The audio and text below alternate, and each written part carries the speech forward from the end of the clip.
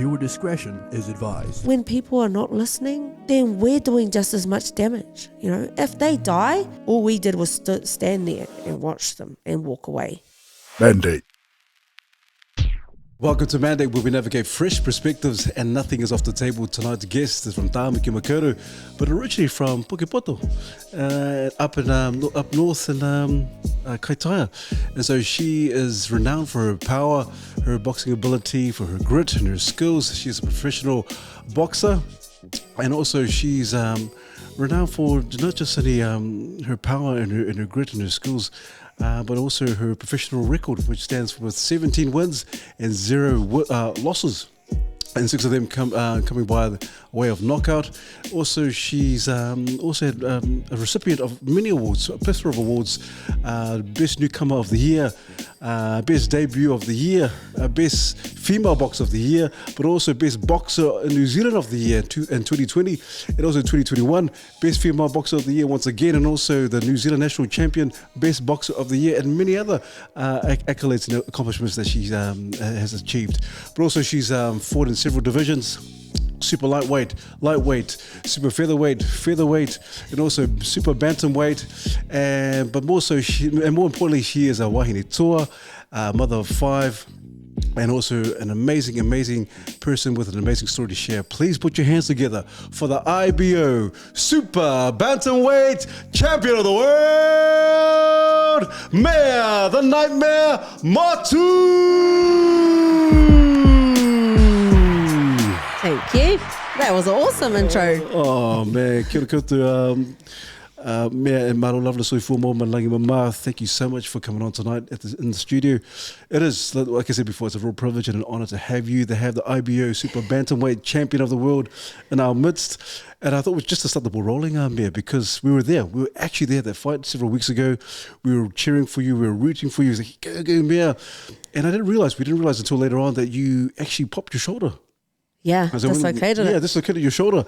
And so I'm thinking at that time, and so in your own words, Mea, did that ever kind of slightly deter you from your game plan? Or were you thinking, oh man, it's going to be a long night tonight? No, it didn't change my game plan. I just stayed focused. I was already mentally prepared anyway, because I've been through way more challenges than that. And I say giving birth is the hardest challenge. So if I can get through that, I can get through anything. Wow. So that's how my mind stayed focused. And my coach, Isaac Peach, reassured me that I'm fine, I'm okay, you got this. And he said, no, this is going to be a long 10 rounds, but you got this. And so I was like, okay, sweet, I believe you. Cool. And I just backed that. Man, what describe for us in your own words? Because how did the shoulder pop, and how did it dislocate it? Because I know you were sharing with me just out there before the cameras were on. But share with the viewers, how did the whole thing pan out and occur, and how did it go back into place? So when I threw my right hand, just as I was throwing it, she came with her right hand underneath, and it quickly jolted, and then I extended it, and it just popped out. So that's how it happened, because she came underneath and we both threw with speed and power, and bang, and there was no way of stopping it, and it just came out. And literally it locked. It didn't want to come back in, and I thought, damn it. And she saw it straight away. I reckon she saw it straight away, and she came charging, and I was like, oh my gosh, stay away from me. And I was just trying to get it back in, and it wouldn't go back in, so I just held my hand close, because I was like, now and again I would shake it, and then I'd be like, oh no. And it wasn't until like the last 10 seconds of the round, and then it managed to come back in, and it still felt like it was still out though. I could still feel it, and I was like, oh. And then like my coach massaged it, and it felt a little bit settled, and he was like, you're okay? And I was like, yeah, I'm okay, I'm fine. So I just handled it, battled it, and then the third round it felt like she must have hit it, and I just carried on, and it felt way better after that third round. And I was like, oh, yay, I can use my right hand. Let's go. So you're saying that during that time you were just using just jabbing, just using your jab, your left hand all that time, and trying to protect yourself with the right. I could still throw my right hand, but I just couldn't really feel it. And it took a while to warm up. And then after the third round, I was fine. Oh man, I think it was around round 2 that, because our table was not far from the ring, and I was going, "Go, sis!" Do you think it was the cheering that made you like carry on? Nah. No, definitely not. Like really, like people cheer, and like I can kind of hear it, but there's people's voices that I'm already used to and in tune, and like I just try to listen for my coach's voices, and those are the ones that I'm focused on. So I'm not looking for anyone else's voices. Everyone can yell, but if they're yelling over the top of him, I'm like, oh, shush. Oh, that was Pete. That would have been Pete's voice. I'm like, damn it. Because, like, man, no one can ever drown my coach out. He's so loud and vocal. But there was this one time and I could hear, Mea. And, like, it was so loud. And I was like, oh, it's the one time I've never been able to hear my coach. Because normally I can always hear him. He drowns anyone. But it was this one time and I was like, oh, shush, people. So, like, I'm, like, trying to, and then, bang, I heard him. And I was like, there he is. And then I felt safe as soon as I heard him. That's me. Oh. So Pete, next time you get invited to a box, can you? Sorry, man. My bad. But man, that's a good point now, man. Because obviously you and Isaac Peach, great relationship. He's a great coach, and you must be doing something in terms of the success that you guys are having in Peach Boxing Gym. So if you could describe for us, because you guys are quite close knit, and you've known him since what? Since you were 14, 16, and so if you can tell us in your own words, what's it like being around him, but also what has he done in terms of helping you and assisting you and for getting you prepared to be the champion that you are? Oh, best word, he's crazy. That's the best way I can describe him. But I love his craziness. And the thing about my coach, he's so raw, he's authentic, but he's honest. And he don't change for no one. He bees himself. And he just wants the best for us, especially as fighters. He loves us like we're his children, and he protects us no matter what. He will go to the bitter end for us. And so, like, the relationship with my coach, like, I knew him when I was young, when I was like 14, but like, I didn't quite deeply know him how I know him now. Like, back then I like knew him, I was around him, and like, he was crazy back then. He was like a heavy smoker and everything. I used to think, how was this guy fit? How is he a machine? Like, because honestly, Isaac could smash any fitness test. It was freaky because I was like, man, and he smoked cigarettes. He was crazy. And so I was just like, oh my gosh. But he always spoke he was always very vocal. And that's what I loved about Isaac. He was very vocal and he'll just tell people how it is. He didn't filter anything. He'd just tell you honestly. And then I found Isaac again after I had my 5th child. And I was literally just coming back to get fit. And then, like, I came back. He wanted me to be a professional boxer. So I was like, okay, why not give it a go? I gave it a go and we built a really strong relationship. Like, Isaac's like my best friend, you know? I look at him like he's like my brother. You know, and Alina, his wife, is like my sister. You know, they're so protective of me. They only want the best of me. Like, it's literally when I opened up about my story and what I had been through, Isaac clearly said to me, he was like, you're never going to go through it again. Me and Alina are here to protect you. Peach Boxing's here to protect you. We'll do anything to make sure that never happens again. And when things have tried to happen to me, him and Alina are the first people straight on site before any police or anybody. Literally, I ring him and he will zoom down there as quick as possible, and he'll be there and he'll rescue me and he'll just make sure that not just me, but my kids, my family are okay. We're in a good place. So, you know, that's a good, strong relationship. And he does that not just for me, he does that for our gym, all his fighters. He does the best for us and he works really hard. Like, people don't see what Isaac does behind the scenes. He's amazing. I don't know how he functions. I swear he should have been in a mental ward because the amount of people he deals with, like my coach, he's a plumber, and he's a boxing promoter, really. That's how I feel, because he runs his own boxing and he's a boxing matchmaker. Then he has to deal with all the politics, amateur and pro, which is just crazy.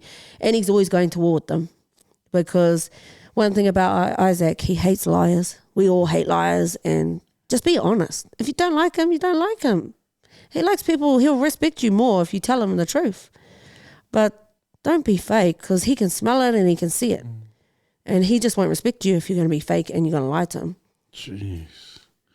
Because that'd be quite rare. Yeah, like you think of promoters and coaches, and sometimes coaches probably might not have the best interest of their actual fighter, and thinking about the money and the dollar size. Oh man, if I can use this boxer to make me a lot of money.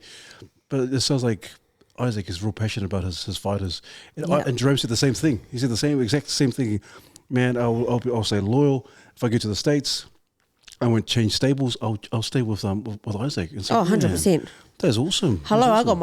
I got the tattoo of our gym on me. Hey, did you? Oh, Yeah. oh, Right on my wow, neck. wow. But that's because Isaac and his family have shown me what loyalty is and what trust is.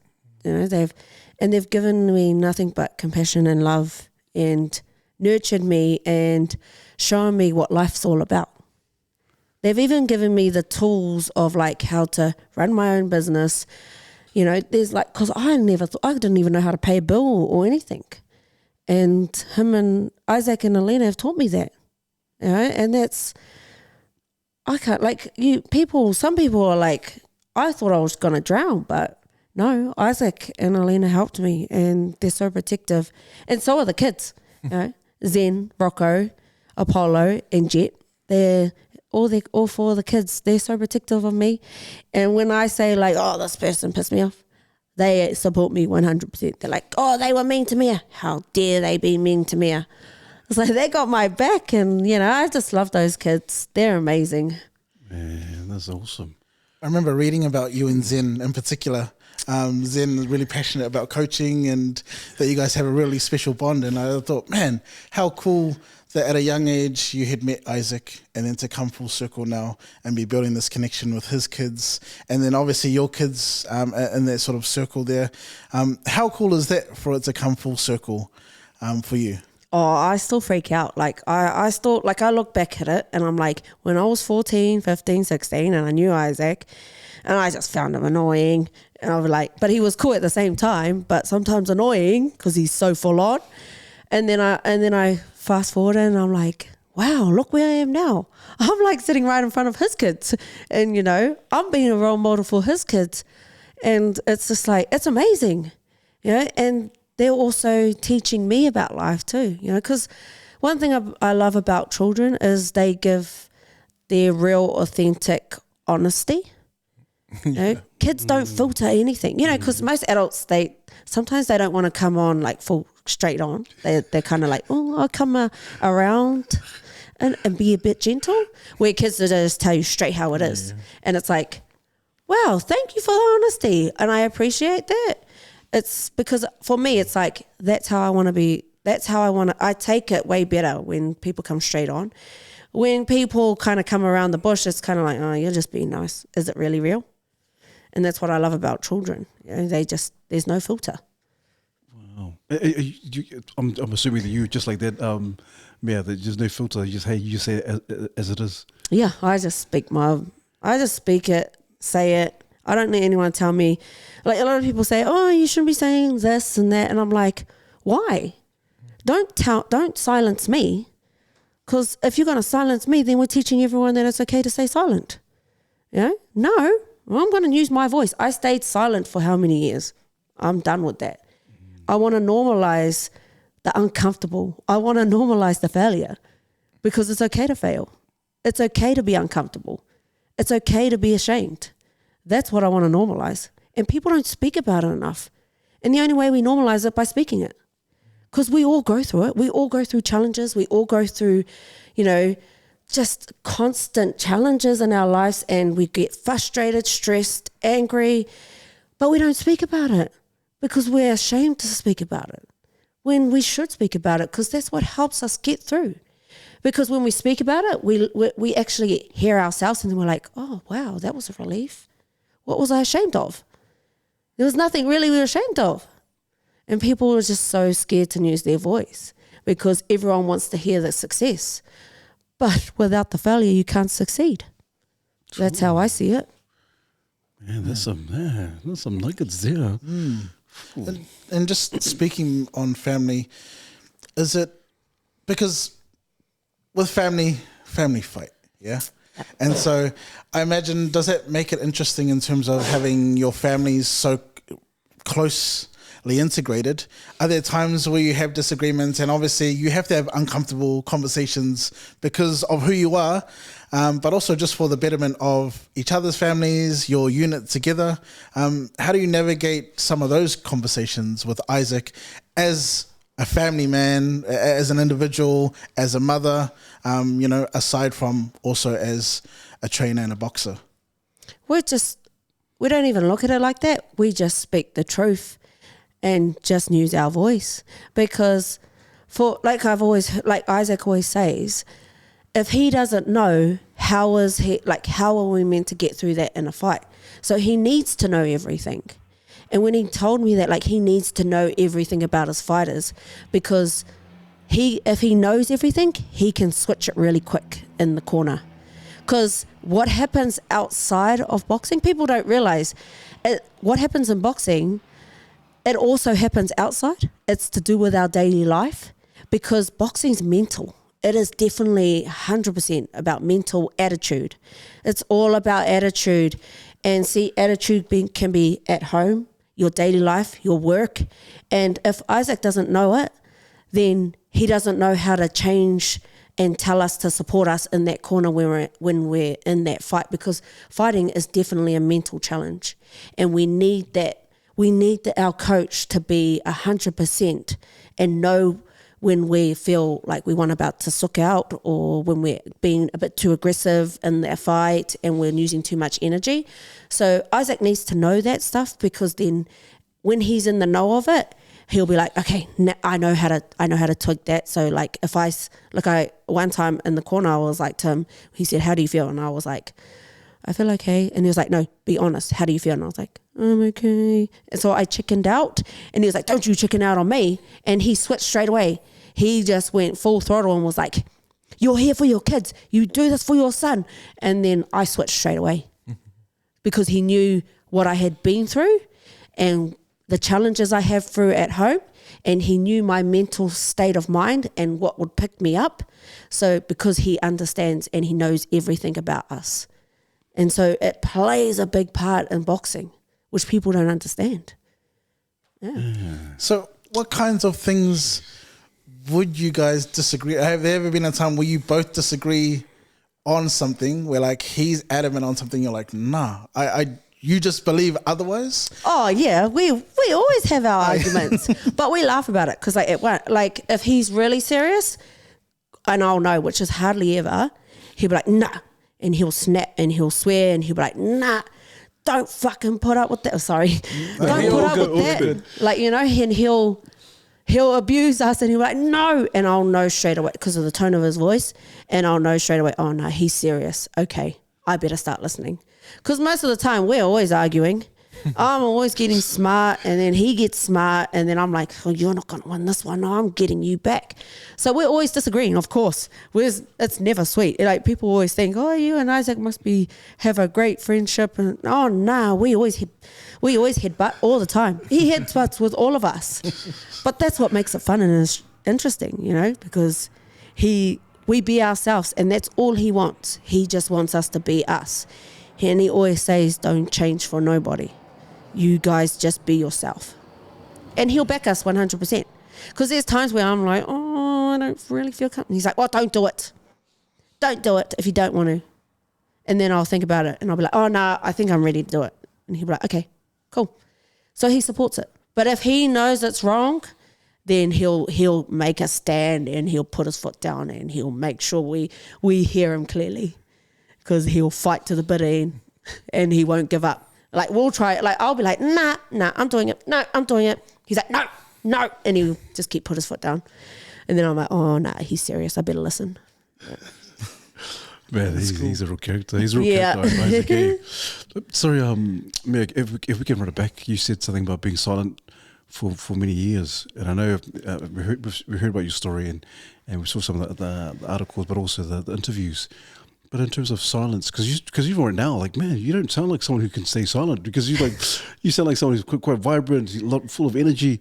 But in those times, maybe if you can just touch a little bit on why you were silent, but also the emotions and all the ordeal and the incident around you being silent. If you can just share with us, that'd be great. For those who've never heard it before. Oh yeah, definitely. So I went through domestic violence, and my partner at the time, which was my ex-husband, he's in prison now.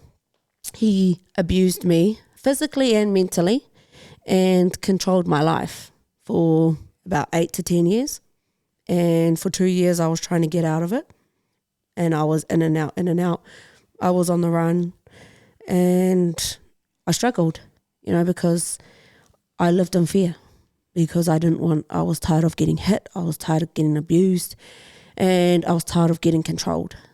And I just lived in that fear. And he made me feel self-worthless. And he made me just not appreciate who I was. And he turned me into a person.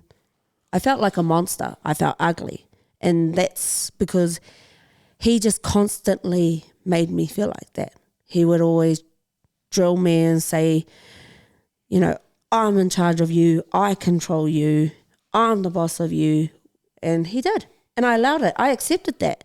And so he always made me scared, because when I did try to speak to people, he would threaten me, and then he would threaten to hurt those people. So I lived in fear for that long, for 10 years, I would say. I lived in fear, and I stayed silent because I was ashamed to tell anyone. And because to me, that was just like, oh no, people don't talk about that. People live a great life. And, I looked at myself like I was a failure if I did speak about me getting abused. And I felt like it was my problem, that I should have fixed it. And that's I chose to be with this person. I chose to have kids to this person. I chose to marry him. So for me, it felt like that was my decision. So it's my decision to fix it. It's my problem. That's how I saw it. And I was just too scared. And when I did speak to people, I spoke to like 1 or 2 people, they looked at me and they were like, well, you're the idiot for staying in it. So I held that, and I let that captivate me, and I let that control me. And so I stayed silent for that long. And it wasn't until I met Isaac and Peach Boxing, they started telling me, they started making me feel comfortable, because I had a wall. I wouldn't let anyone in. I had this tough persona, this ego, I didn't want to tell people. But it slowly got out, and then I just slowly started talking about it, because they would ask, what happened? Because they knew my ex-partner, because he was a boxer as well. So I would slowly tell Isaac, and then he was just like, hey, that's wrong. And then I'd tell the boxers at my gym, and then they'd be like, that is so wrong, you shouldn't have to go through that. And Isaac and Alina reassured me that it's okay, you can tell us, we're here to help, we're here to support you. And when I did speak, I felt free. And I thought, is this all it is? I didn't realize I thought it was so hard, but it wasn't. It was real people that wanted to really help me and be there for me. And that was my coach, his wife, and my team, Peach Boxing, And the greatest thing was, I never valued myself for so many years. Wasn't until I walked into Peach Boxing, and I must have been only there for a month or 2. And I'll never forget, and I still haven't forgot, Andre Mikhailovich, he was because I was talking to him about stuff that I had been through, and he goes, you should never have to put up with that, Mea. Do you know you're beautiful inside and out? I'm not looking at you like that. I just care about you like a sister, as a teammate, as a boxer. You're really beautiful, and know that you are. And I've always held that because I didn't value myself. And then Jerome, you know, he always makes sure that I'm okay if I need anything. And I was shocked. I was really shocked. Like, these people are here to help me.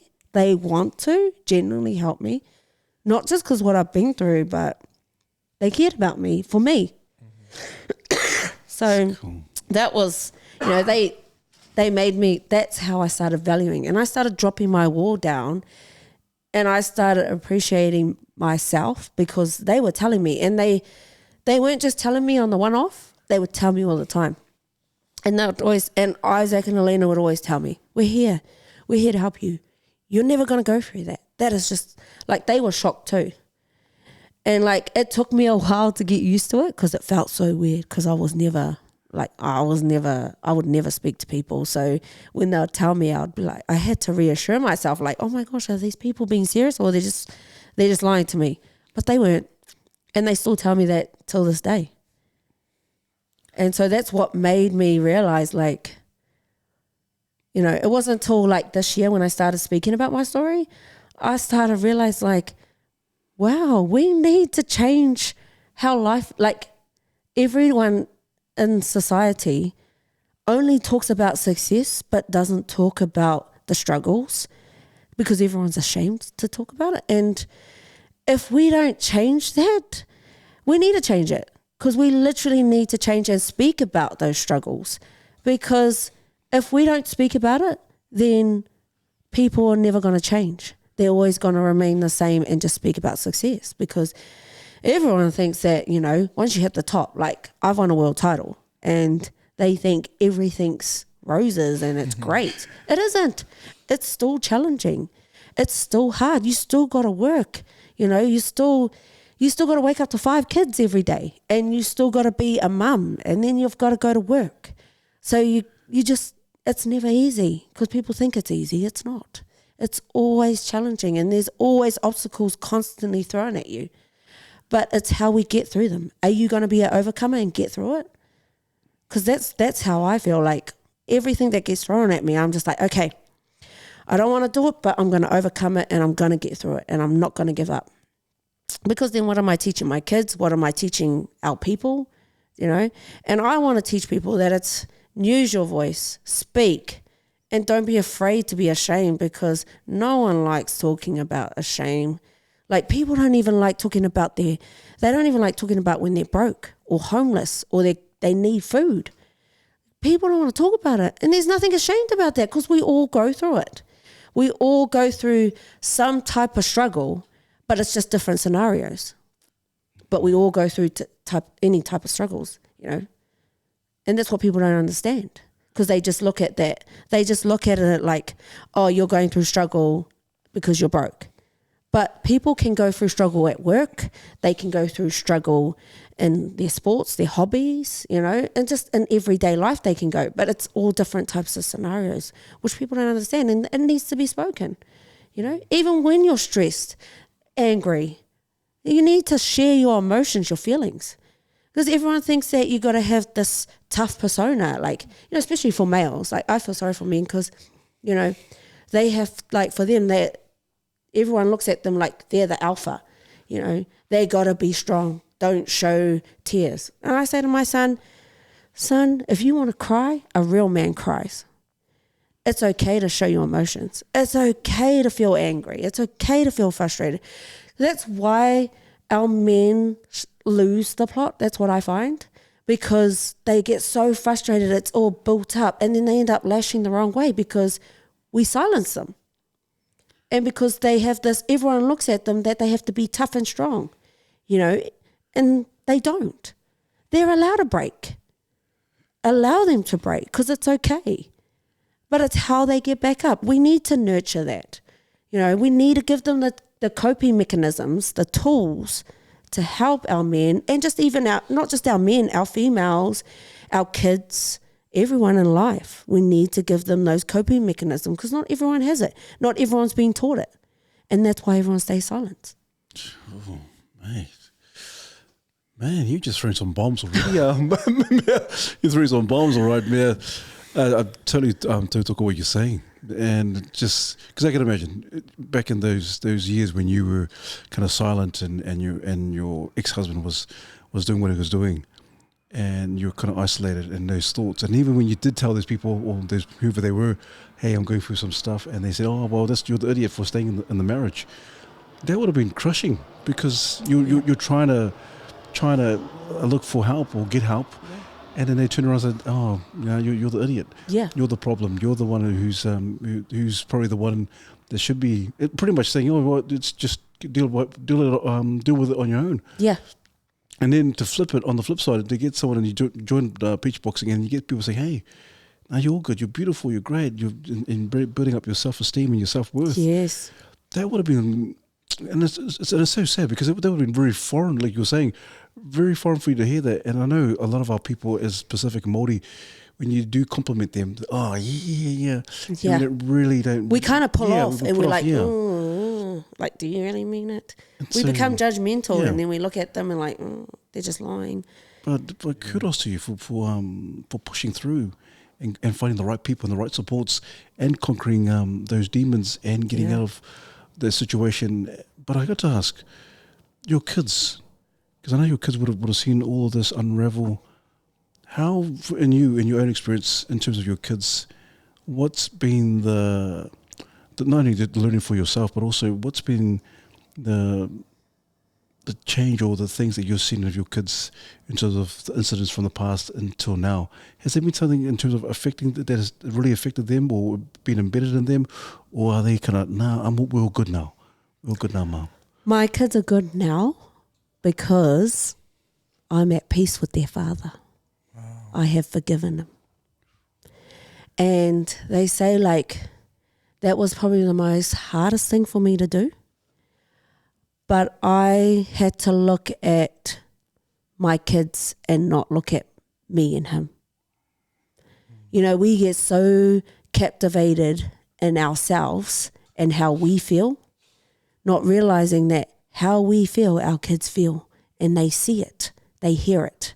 They act like they don't, and we think that we're hiding away and we're hiding it from them. But they find out kids are so clever and they're so intelligent. They know how we feel because they're around us all the time. So we can try, like a lot of times I'll try put a brave face and be like, oh, happy. But my kids knew I wasn't. They knew that I was hurting. Even after so many years, even being free from him, they knew I was in pain. But at the end of the day, that wasn't their fault, you know, and they felt stuck in the middle, which I didn't realize till last year, you know, and it felt selfish of me because I was like, wow, I'm stopping my children. I'm controlling my children's feelings. I'm controlling them and holding them back from their father. That's not right of me, because I'm an adult and I want to know for example, I would just be like, okay, say if my dad was a bad person and my mum turned around and said to me, like, I'm 33 and my mum said to me, you're not allowed to talk to your dad. And I'm like, what? I'm an adult. Who are you to tell? Like, he's my dad at the end of the day, you know? So I had to look at it and not put my feelings in that. I had to look at how my kids felt and what they needed, because we neglect our children, that we hold them back from actually getting to know who they are and understand they need to know who their mother and father is. They need to figure out for themselves. It's not my job to control them and tell them, no, you shouldn't be spending time with them, or no, you shouldn't be speaking to him, because I'm just holding them and I'm hurting them more than I'm hurting myself. And so when I realized that, I was like, especially my son, because he felt stuck in the middle, you know, my 10-year-old, which is the baby, and he felt stuck in the middle and he struggled because he was so scared to speak to his father. He wanted to speak to his father because he wanted to get to know his dad, and he didn't want to hurt his mother, me, because he felt like he was hiding and he was lying to me. So it was hurting him and it was crushing him. And then as soon as I saw that, I was like, no, I need to change as a mother, and I need to put my feelings aside, because at the end of the day, he's still the father. I can't change that, no matter what. He gave me 3 beautiful kids that I'm grateful for. That's life. The thing is, we brought these 3 children into this world. We gave life to them. He's a father, I'm a mother, so I shouldn't have to take his rights away as a father. That's not my decision to make. That's my kids to decide that. They're in control of that. So I don't control that.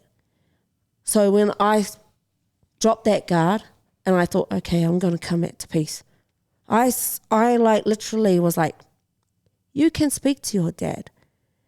And I started speaking positive light I started saying to my kids, your dad is a really good dad, but he was a really horrible partner towards your mummy. So I was really honest with my kids. I didn't tell them the actual scenarios, but I gave them an idea of what I had been through. And they respected that. They were like, we know, Mum. We just acted like we didn't know. And I was like, wow. And I said, as soon as I told them they can speak to their father, they felt free. And they were always so scared to speak to me as well, because they were scared that I would chop their head off and snap. Because they lived in fear of me. I don't want my children to fear me, because they were living in fear because they were scared to speak about their father, which I shouldn't stop that, because that's unfair to them. So as soon as I let that go, my kids just evolved, and now they speak to their father every weekend. And, my son understands who he is, because at the end of the day, they need to figure out their identity as well. They know where they're from, they know who they are, but they don't know who their father is. So how are they meant to fully know who they are until they get to know who their dad is? Because people can, or at the end of the day, I always say people can say he was this, this, this, but you will respect the person when you hear it from their mouth. That's how I just feel personally. And I wanted to protect my children's mental health. So I had to drop myself and let my guard down. And now I'm like, wow, I'm at full peace, the thing is, I always say, the good thing is, this is a really good example I use for people, especially for people that go to church and that believe, right? You look at Jesus Christ, the sacrifice he did, how many people that turned on him? They were so evil, but he still loved them. And they were the worst people. But he still loved them. And so for me, if Jesus Christ could still love his enemies, then why can't I? And I finally found peace at me. I was finally able to let go and evolve. And I was like, is that all it took? Was to forgive and forget and let go, and now let my children grow and build and let them figure out who their father is. Not me tell my kids who their father is, because I can always, I could just turn around and say, your dad was this and this and this, but it's up to them to make their decision on how they view their father. It's not up to me. That means that I'm controlling my children. That's unfair to them. So that's what I learned. Oh, man, Mea. I can guarantee right now, Mea, there's a lot of people who are probably listening and watching this. You've just probably unlocked a lot of bitterness. Yeah. A lot of bitterness. I think a lot of people, man, and they're probably thinking, man, I'm going through all this stuff, holding on to this grudge for years, and they may have gone through the similar situation as you. And hearing you share those words may have unlocked some people to think, man, I'm doing more damage to myself. Yeah. I'm doing more damage to my whānau or my kids, because I'm still holding on to this bitterness. This bitterness, yeah. And it eats our hearts. And unforgiveness. Oh, mate. But if you truly love, you will truly forgive. Oh, man, yeah. Otherwise, I always say, otherwise you have a hardened heart. Mm. So it's not true love if you have a hardened heart. During those 10 years, do you feel that your heart was hardened? Yes. Yeah. It was hardened for so long. It's only this year I'm at peace. I'm at peace, and this year has by far been my best year. As a mother, as a boxer, and just as myself. I've just evolved and growth, and I feel so peaceful. Like I always make mistakes. Like there's times when I'm like there's things that will remind me, and I'm like, damn it. You know, I get angry, but that's only within like a minute or two, and then I just let it go. I just embrace that moment and let it go and move on, leave it. You know, because the past is the past. You know, you wrap that in a paper, chuck it in the bin, and leave it in the bin. Don't keep bringing it up, because then you know, like how you have a scar and a sore. Well, you just keep picking at it, and it's never going to fix. Yeah. That's what your heart does, and that's what you're doing to yourself. We don't realize that, you know, you keep ripping that heart apart because your heart is hardened. You're not fully fixing it, and you're just constantly picking and picking at it. It's never going to be healed until you get at peace with it. Don't let the bitterness get the better of you. Life's way too short to hold that bitterness. You can hold it for a minute or two, but let it go. Because otherwise it eats you as a person, and then you just become bitter and nasty, and you don't even realize that you're passing on that vibration, that energy onto other people. It's unfair. Yeah. You know? Yeah. And sorry, Mia, because just so, and you don't have to talk about it if you don't want to, because I don't want to like resurface stuff, but just so people have an understanding of those 10 years, like, what can you like, how can you like illustrate, like, I mean, you know how we've all seen Once We're Warriors. Yeah.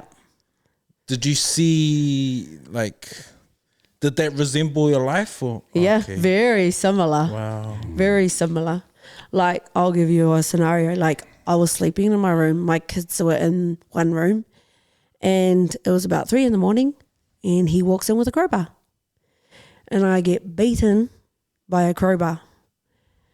And I was like, all I want to do is survive, because I have 3 beautiful children that I need to live for, because who's going to look after them? I need to fight for them. So I just held on. And I allowed that. I allowed him to keep beating me, but I got up and I stayed strong, because I wouldn't let it beat me, because my kids are what kept me alive. So yeah, and that's just even one. That's not, there's plenty more. I've had a steel cap boot. I know what it's like to be dragged by a car and being tied to a rope. I know what it's like to be drowned in the ocean. And I know what it's like to be left deserted in the middle of nowhere, and you're trying to find your way back home. So that's the life that's just a little bit of what I've endured. But I don't let that defeat me. I've overcome that. And if I didn't go through that, like, I don't regret it, because at the end of the day, I can be that voice for other women, not just even women, for me, for other people, because I see men get beaten by women too. So by other people, I can be that voice, and I can speak, because people respect you when you've gone through it. But if you're just going to tell people, like, you know, you go to shrinks and stuff, and for me, if I went to a shrink, or I wouldn't go to a counselor or anything, because I would be like, have you been through what I've been through? Do you understand what I've been through? So for me, I want to use my voice, and I want to be that role model, and I want to lead by example, because people will respect me because I've been through it. And I know there's plenty of women and plenty of men that are still going through it to this day. And if they hear me, because I wish I heard somebody, and if I hear them and they can hear me, I want them to know, don't speak to one person, speak to multiple people, because the abuser will try to silence you, but the only way you can silence them is by talking to multiple people. The more you talk, the better it is for you. You are way safer. That was the thing that I didn't learn. I learned that I only spoke to 1 or 2 people.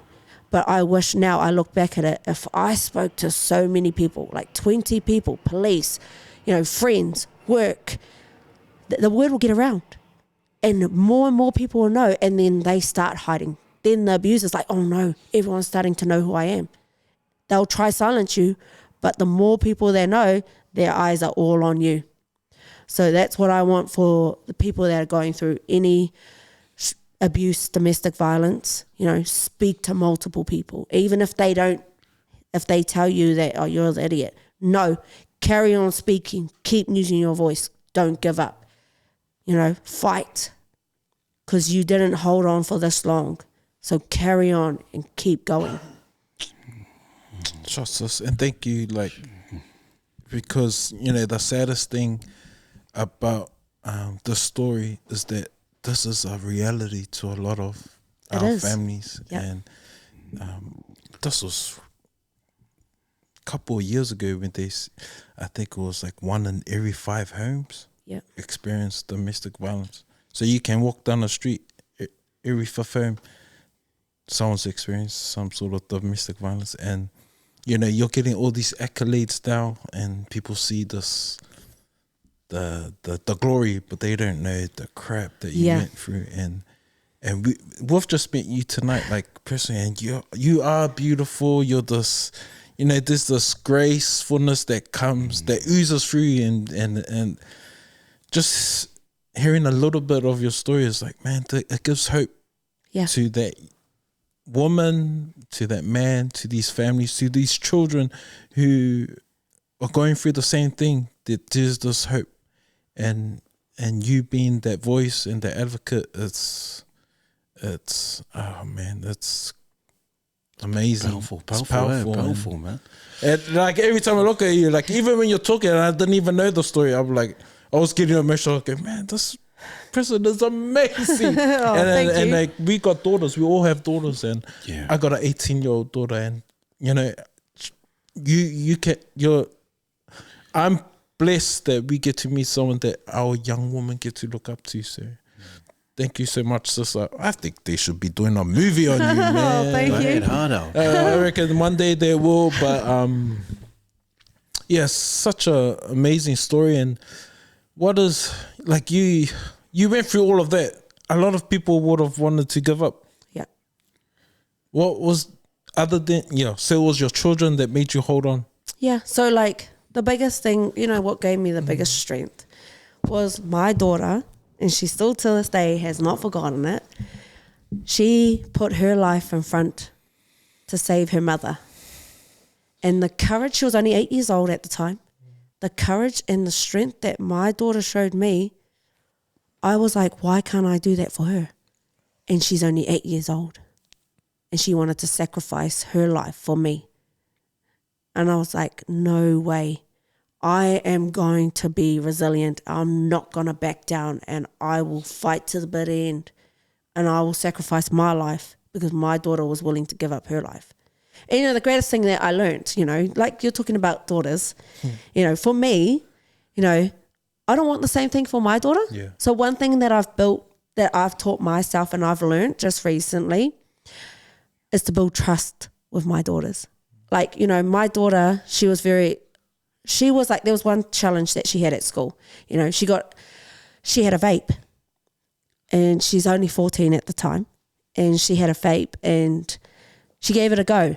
And because her friends were doing it, my like the teachers told my mum, and then I found out, but I was the last one to get home, and my mum went off at her, and I was like, I snapped, and I said, don't you ever yell at her. I said, listen to her. I said, you need to listen to her. Don't yell at her. So I pulled my daughter aside and I said, it's okay. I said, don't listen to Nan. Don't listen to anyone else. Mum's here to listen to you. It doesn't matter if you vaped or if you didn't. Just be honest with me. I just know that I'm here, and I'm not going to get angry. I'm not going to ground you. I'm not going to tell you off. I just want to hear you. So she spoke to me. She was scared. She was so scared, you know, because we built that fear in our children. And so as soon as she told me, I did it because I vaped. Yes, Mum, I vaped because I thought it was cool. And I said, is that it? And she looked at me like, because I wanted to go off deep down. I was like, I was really angry. I wanted to ground.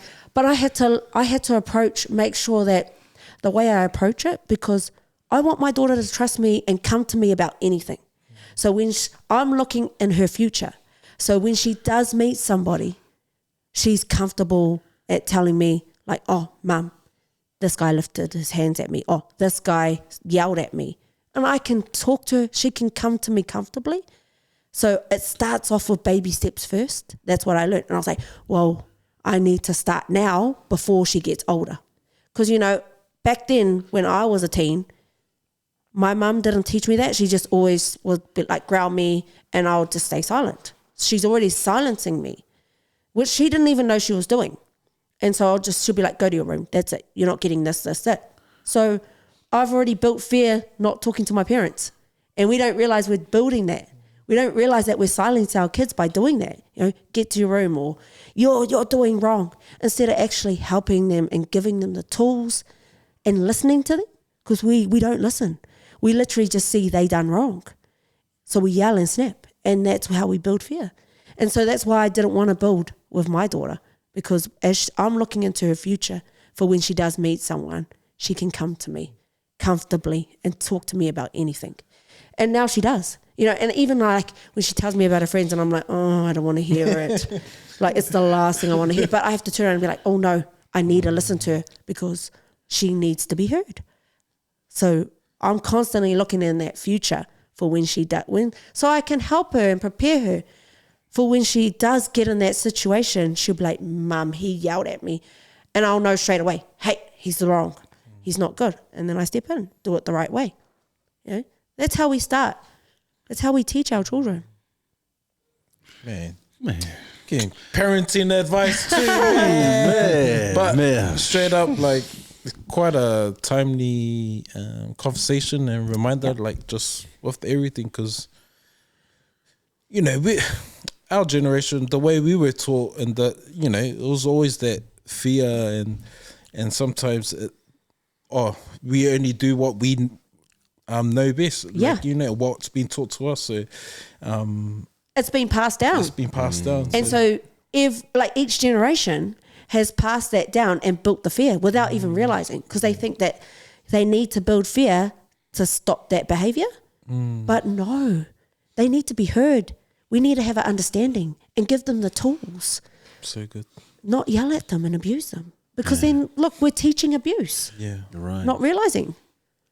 It's interesting, eh? Like there's some teachers we have, like growing up and being disciplined by our own parents, and like you said, many times, what's that saying? You need to be seen but not heard. Yeah. You know, and so how many of us have grown up with like, oh, and mum and dad's growling us or disciplining us, and we just stay silent and live in kind of that fear, of being honest and telling our parents the truth. But you're right. There has to be at some point where we, even as parents, we need to break that cycle. Yeah, we do. We've heard it time and time again for decades now. Break that cycle, break that cycle. But no one's ever done anything about it. They've never actually looked into it. And why? Like, because people always say, like, you know, you got to be strong, you got to be tough. How are we meant to be strong? How are we meant to be tough? I don't get it. You know? All I see is that if you got to be strong and tough, you got to be like, you know, when someone steps you out. That's being strong and tough. It's true. You know? So, like, for me, it's just like, what's the tools you're giving me?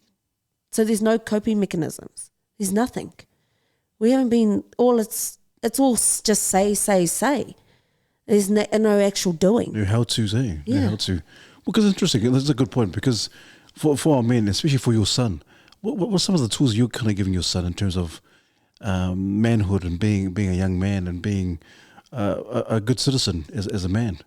I always tell my son, like, one thing, he knows not to lift his hands to women. But I always tell him, son, you got to tell me your emotions. Because I find, especially for men, it's built up anger and it lingers. And then all of a sudden they explode, and they don't do it intentionally. And then they explode at the wrong. They explode through violence and they end up hurting the people they love without even realizing. So for me, I always tell my son, like, if he's struggling with his girlfriend or any female that's making him angry, ring me, or go to your sister, or go to someone you feel comfortable and tell them, because it will help you. Like I always say, and my son does, he knows. Or I say to him, cry, son. And if people laugh at you, that's their problem. don't worry about what people think. I always tell him constantly, don't worry about how people think. And like my other son who's 10, he's a very gentle soul. He's a little Care Bear. And so he even knows it's okay to cry, because I'm always like, because his siblings will be like, oh, he needs to harden up sometimes. He's just being a sook. I say, no, don't you change him. You don't tell him that he's a sook. No way. Let him be crying. It's okay. Yeah. And like I say to my son, you're a real boy for crying. That's good. Mum's proud of you. You know, I let them know that I'm proud of them showing their emotions. I'm proud. Like even when my son, when he gets angry, I'll say to him, let it out, son. And he lets it out. You know, and he lets me, because then I'm teaching him, showing him, okay, this is how you cope with it, son. These are the coping mechanisms. Because my son, my oldest son, he actually needs to see it physically to help him. Because like we can all say, but he's not really good at he is good at listening, but he still can't understand. So when he cries, I say, it's okay, son, cry. And then I'll cry with him to show that it's okay, you know? And then when he's angry, I'm like, I show him how I get angry. So when I'm angry at people, I like go outside and I start punching the wall or the air. And then I come back and I'm like, I'm okay. I show them, I give examples and I show them. I let them see it. And then that, you know, because we're our children's role model. We don't realize. Kids learn from us. And so my sons are watching me, my daughters are watching me, and they understand. So they see it and they do it. And then, so my son's like, oh, okay. So they understand. And that's the tools I give them. You know, those basic, we don't realize that we need to, sometimes our kids need to see it. They need to see the vision to understand it. That's awesome. That's good, man. Good kōrero, Mea. You've mentioned a couple of times, Mea, about the need for men to, share their emotions and their feelings. When you look back on your experience with your ex, does that apply to him? Like, do you see that some of what he was doing? Because I saw in an interview you had mentioned that you don't hate him anymore. You just hated his behavior.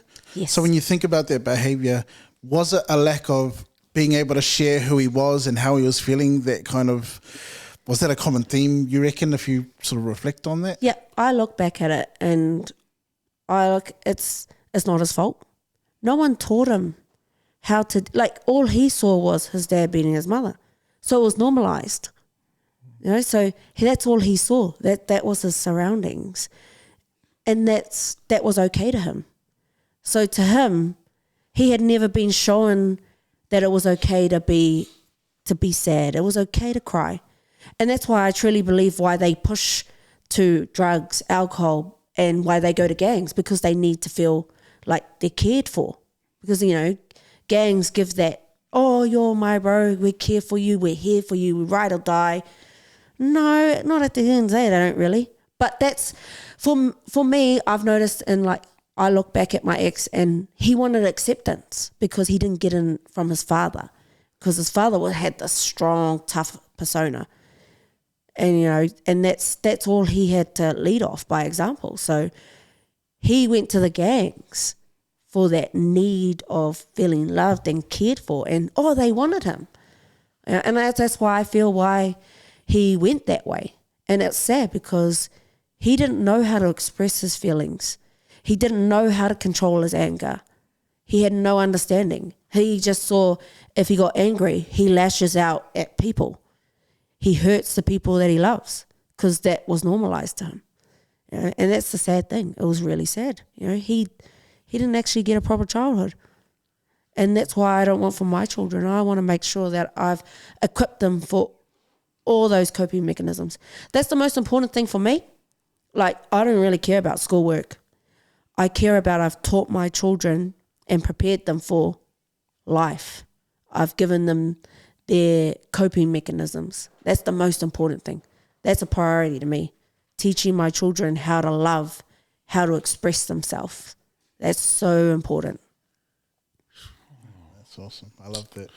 And I love that you brought that up. And sort of going back to you being able to find this forgiveness and find this healing. I imagine in that time frame, there's a lot of emotions and trauma that come with that. And so I just wanted to hone in on some of that. So you mentioned that your ex had done boxing before.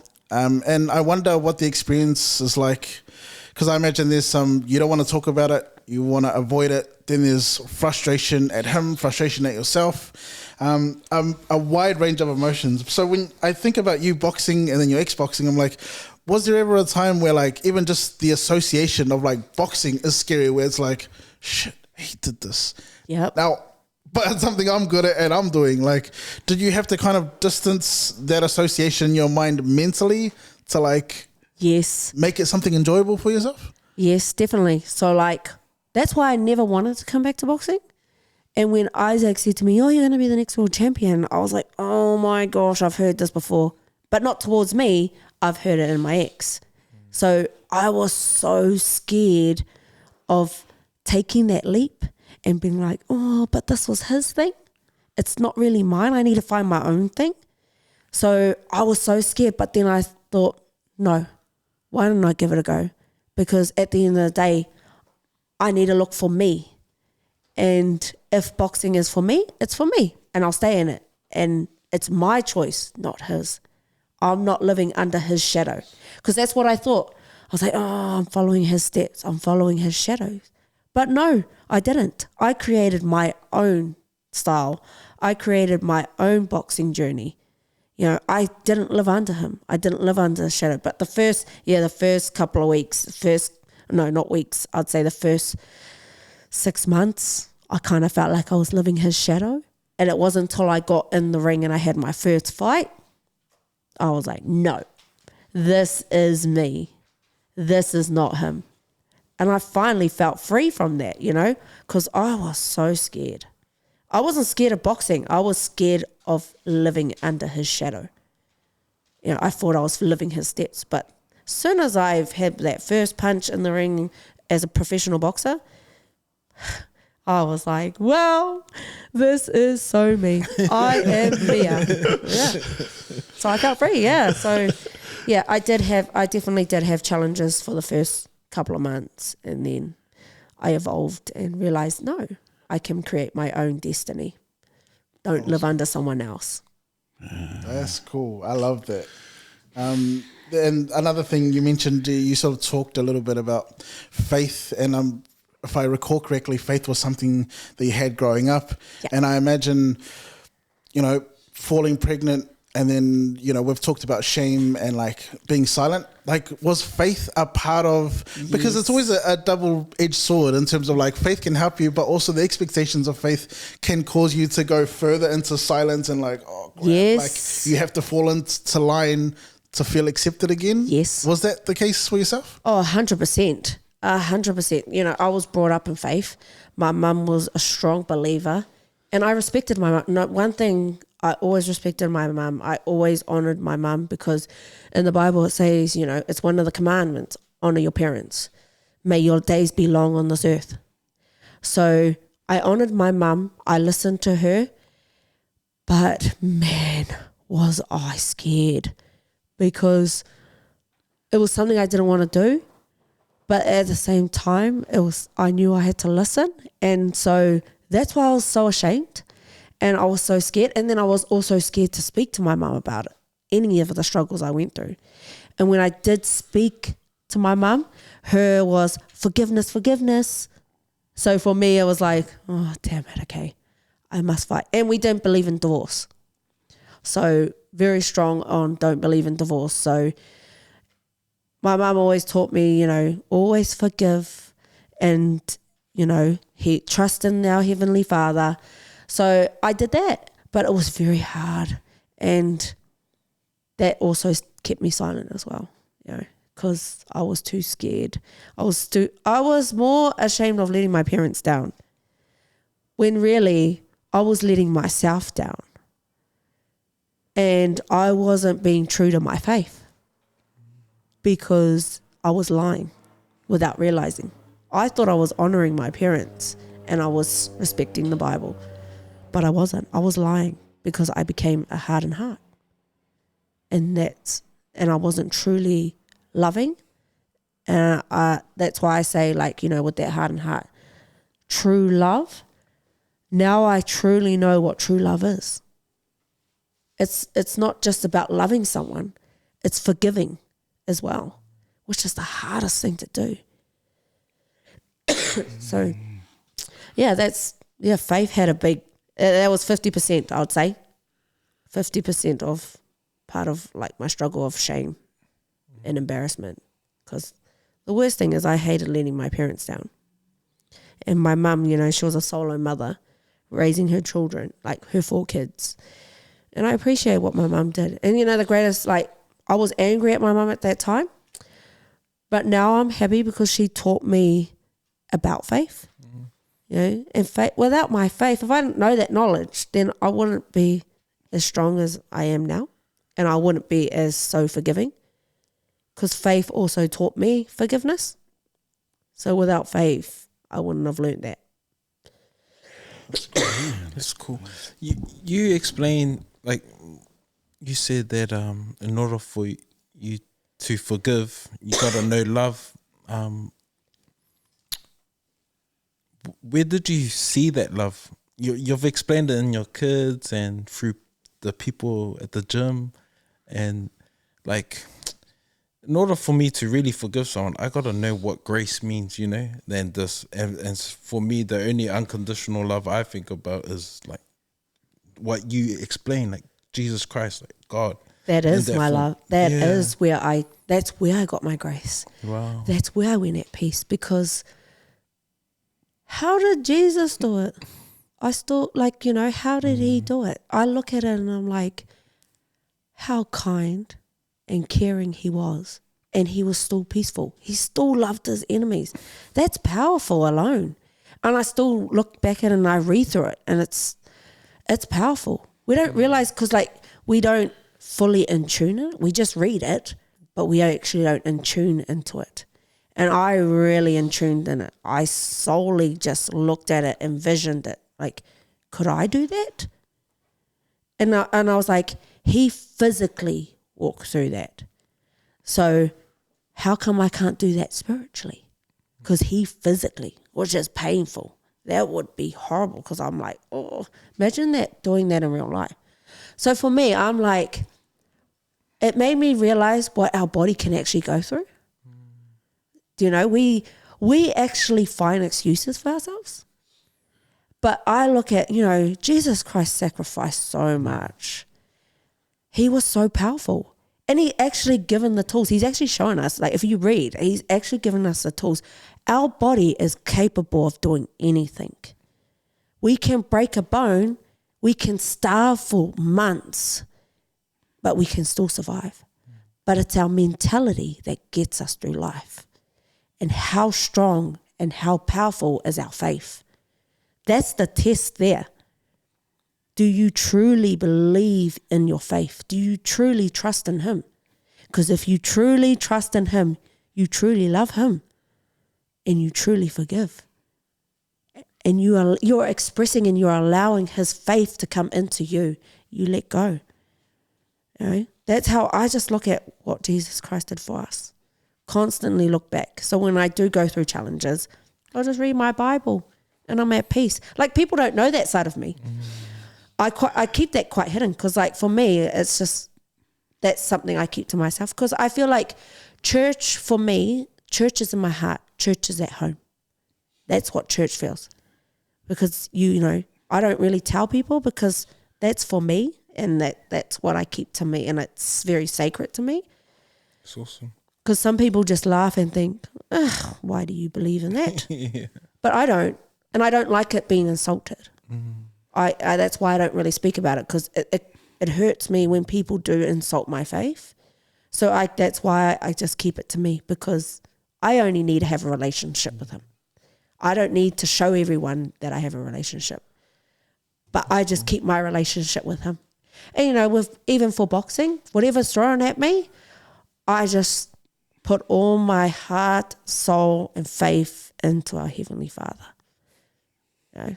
And I always pray, People don't see that. I always pray and I just believe and I just look at, okay, what challenge are you putting in front of me today? Am I going to be an overcomer or am I going to fall short and listen to the devil? No, I'm going to be an overcomer and I'm going to walk your walk. He's given us all the tools. We just don't realize it. You know, read, trust in him. He throws challenges at us to test us, to put us, you know, are you really for him? You know, he's all about love. And the greatest gift he gave us was love. Why can't we give that to people? He loved the people that hurt him, that stabbed him in the back. You know? So for me, that's true love. And I just always remind myself there. Read our Bible. Man. Nah, you know why I'm laughing in my head? Because I'm convicted and I was going, oh, God, did you send this one tonight? I go, oh, she's preaching to me. Forgive me, God, for my sins. But shots, and I like how you share it because you don't see many people talking like this about, like, we don't normalize some of the stuff we're going through, but we also don't normalize our faith because it's been taken away from us and it's been mocked apart, and at the same time, and you know, people don't understand unless you have this relationship. Then I just love that about you. It makes sense now when your arms dislocated that you can enjoy that. And I'm like thinking, like you're saying, man, Jesus went through all this. Man, you went through all this. Some of the stuff that you But that's what makes me mentally strong, because if I didn't know that, then I would have given up. But I just turn to my faith and I look at that. That is a role model for me. That is my example, and I live that and breathe that. And so that's why I'm like, I just won't give up. I'll fight, because he fought for us. We wouldn't be alive if it wasn't for him. Yeah? So that's why I'm like, our body can go through anything. Man, you know, last night, because me and my wife, what happened? my wife, she wants to go run the 11K run next month, and I'm like, man, haven't been training in ages, so we started this week to do like 3K runs every day. Tuesday I started, and then last night I was like, just finished work, and then she got ready to go, and I was like, no, I'm feeling a bit sick, and she goes, and so she went for a run. But then you know how it's going, you know, our body can do all this. We make up excuses. Okay, okay. After this podcast, I'm gonna go back to bed. I'm gonna go right up there. I'm gonna run tomorrow. But it shows that it's our mentality. Yeah, it is. You know, it's our strength, our mindset that gets us through. That's what makes us strong. And we're all destined to be great. But it doesn't have to be great. You don't have, like, people look at great like it has to be something like something famous or popular. No, do you know what? For me, greatness is like just sending your child to school every day. That's greatness, because you know what you're teaching them? Consistency. And that's, you know, you're already teaching your children. You're already prepping them for when they do go to work, because all they know is the only day they're allowed to take off is when they're sick, like when they're genuinely sick, not fake. So, you know, people don't look at that as great. You're being a great parent for sending them to school every day. Those little things, that's greatness. You know, that's what doesn't get recognized, because everyone thinks it has to be, you know, something famous, like has to be a world title, you know, things like that. No, doesn't have to be that. Man, to be honest, I wasn't even expecting this kind of call at all. I was like, oh, cool, we talk about the world title and defending your title and your championship. But look, you're throwing bombs, you're just sharing things that past guests that have not shared, even in terms of faith. Now, I don't think many people have talked about faith there. I was all saying that, but the negative side of faith, which is, you know, that's a big part of like our people, but also like why people are hurt. Because also, you know, you found this love in a gym.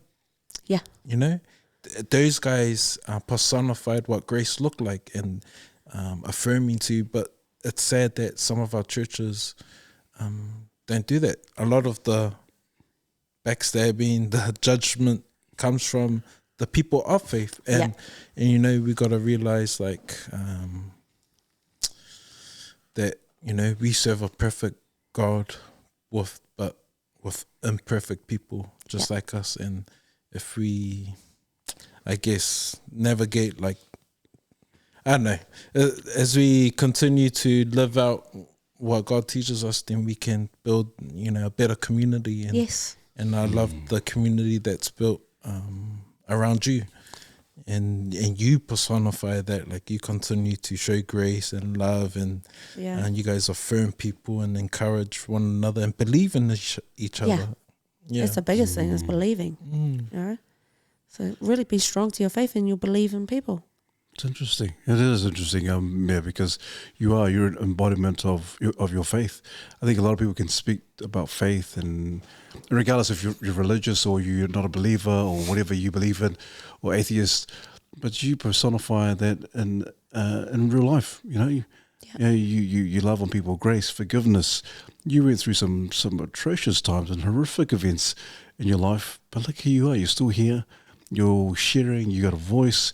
You're the world champion, the IBO super bantamweight champion of the world, but you still show grace.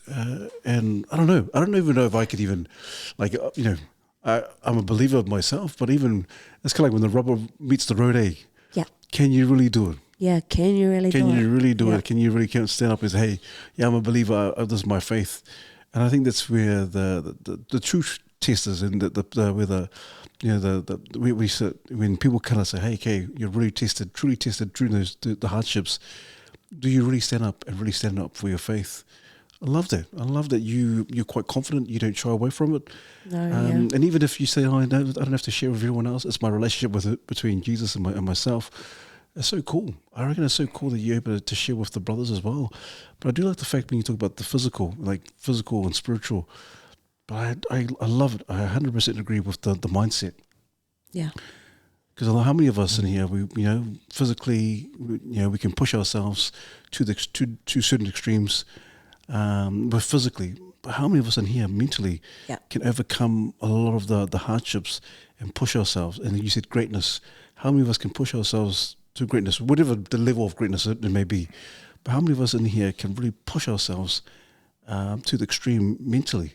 Yeah. And so, for you, do you feel like you've reached that kind of maximum, or do you feel like, man, there's so much more that I can do? So much more. There's so much more for me to give. And I'm not stopping. And like, one thing I've really learned in my faith, don't limit yourself. Don't limit. People will say, oh, but you're getting too old. No, don't you put a limit on me. I refuse that, I refuse that for me to be limited. So I don't do that for myself. Crazy. That's incredible. Only first level of Super Saiyan, eh? Yeah. Just carry on. Don't. You can be whatever age you want, but go for it. Yeah. Don't be afraid. And how cool is it that you headlined a boxing event? Yeah, that's cool. Jeez. I still shock at that. I still can't believe it. I'm like, yeah, I beat the boys. and it's normalizing that as well, that women can headline these massive events. Yeah. Oh, so amazing. It makes me so proud because I can give hope to our kids, because at the end of the day, our kids are the next generation coming through, and we need to fight for them. That's it. Cool. We need to fight for them by standing up, being strong, and showing them that, because we open those doors for them. If we don't fight and we stay silent, then look what we leave behind. We don't open any doors for our children. I love, when your titles and where you're at now, does that define who you are? No. There's so much more for me. I don't even know who I am yet. Yeah. because I'm still learning and I'm still growing. And it's amazing because like I'm just like, yes, I'm a world champion, but I feel more like a world champion. Like boxing's like the vessel, but I can be that role model. I can lead by example and show that it's okay to be not okay. You know? It's okay to show struggle, because I don't know, but I haven't seen it in athletes or, you know, famous people. Like no one talks about it. And like, I wish they did. I wish they talk about the struggles, because it helps our children, because then they look at, you know, because there's kids that are going through real hardship and they're getting beaten up, you know, or all sorts. They're going through real hard times. But they can look at me and be like, there is hope. I can be where she is because she's been through hardship.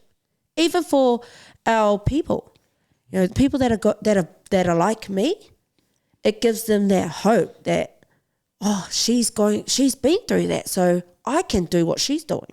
You know, it doesn't have to be boxing. It could be in business, work, hobbies, and anything. You know, I want to be that voice. I want to change that narrative. I want to make the change by normalizing failure, by normalizing embarrassment, you know, normalizing that uncomfortable. It literally is okay to be not okay. That's just how I feel. Love that.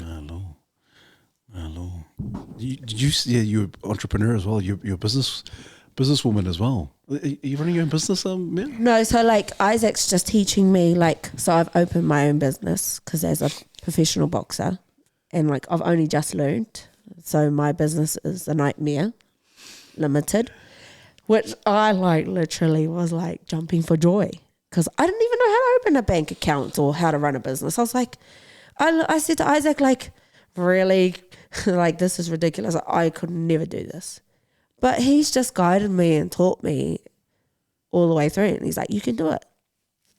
And so it's amazing. Now I've got my own little business, and I still freak out. I still wake up and I'm like, well, see. Wow. So what is it? What does it entail? Are you like selling merch and all that, or just? No, so like I'm just a professional boxer. Yeah. And then I'll just evolve from that. Yeah. Yeah. That's your brand. That's my brand. Nightmare, yeah. My brand. So that's where we started, which is really cool. And Isaac said there's so much more to come. Yeah. And I was like, I believed in that and I upheld that. And I'm like, yeah, there is. Of course there is. I'm not giving up here. I'm 33, but I feel like I'm 22 and I've got so much to give. And there's so much more to come. Yeah. I'm inspired by That's really inspiring, Mea. Yeah. You've mentioned a little bit about a lot about how Isaac operates and a lot of the things that he's taught you along the way. And you mentioned before about how Isaac had changed from when you'd met him earlier to how he is now. I'm curious about what Isaac has learned, because I'm sure it's a two-way street. Even if I'm not sure if he admits it, but I'm certain that it's a two-way street in terms of he will help you, but you guys will also help him in a way. What are some ways in which you've been able to give back or help Isaac, or something that Isaac's been able to learn from you? Oh, I feel like just me being myself. And the cool thing is I'm like, just for me, like, I'm not a girly girl. I don't like dresses or anything. So like, I'm always like, I'll dress up like me. And if people tell me I need to wear a dress and stuff, I'm like, no, I'm going how I want to go. And I think like the same for Isaac. He's like, nah, okay, well, my little Māori girl, she's hoary. So she's going hoary, I'll be hoary, because that's how we feel comfortable. So like, there's a lot of things. I think there's a lot of little things that we like, that I've helped him, even though he's given so much, but there's a lot of things. And I help in the gym too. You know, I'm just as good as a coach as him. Definitely. But he's taught me all the coaching skills. But yeah, I'm really like, I help with all the boxes as well. And like, I just get into their heads mentally and like make them relentless, because I'm like, don't you give up. You can fight this. Do you believe in yourself? Don't you doubt yourself? And then like I'll manipulate and be like, they're coming here to knock you out. And I'll find things like, what makes you angry? And I'll say it, and like they'll tell me, and then I'll be like, this person said this about you, and they switch straight away, you know. So I'm good at, I'm good at that. So yeah, I think that's what makes me a better coach. You laugh at me. I was just wondering. I was going. Can you coach Pete? Like, what would you say to Pete if he was getting ready? Yeah, man. We'll say, give me that pep talk in the corner. If I'm down, we're down several rounds, and like, oh man, I'm losing. What would you say as a coach? What would I say as a coach? Yeah. I'll turn around and say, do you believe in yourself? Do you love yourself? Are you determined? Do you really believe you can do this? Do you? Yeah, coach. Yeah. Are you strong? Well, show me that you are. Show me that you're strong. Show me that you're a lover by letting it go.